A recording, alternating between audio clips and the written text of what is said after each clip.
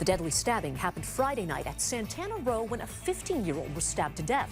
And then yesterday, just after midnight, a huge fight broke out near San Pedro Square. Again, two very popular areas in town. ABC 7 News South Bay reporter Dustin Dorsey has more and talked with the community for reaction to what happened.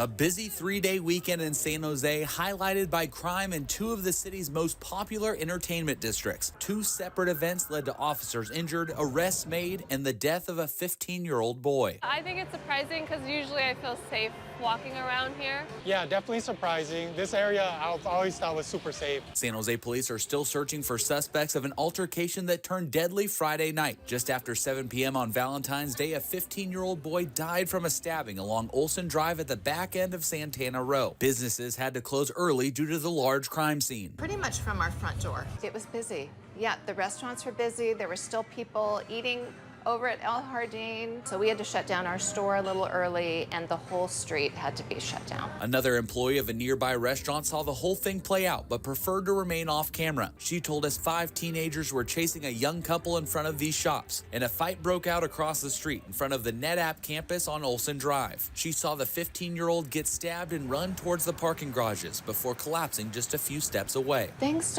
like that don't happen in Santana Row. Less than 48 hours later in downtown San Jose, another major crime event had an employee at San Pedro Square feeling equally surprised. I feel like it's fairly safe, and it's just unfortunate that something like that happened, close to home. What Truman Nguyen was talking about was a major brawl that broke out early Sunday morning in front of San Pedro Social. SJPD officers responding were attacked trying to break up the fights. The altercation grew to a few dozen people before arrests were made. I heard it got a little violent, and there was a lot of police presence, and pretty much this whole street here was blocked off with probably more than 30 squad cars and more than 50 officers. Is that common to have something like that? No, not honestly, right? Downtown San Jose, I feel like is relatively safe. Over 2 days, 2 fights turned into much more in 2 places that few expected them to happen. In San Jose, Dustin Dorsey, ABC 7 News.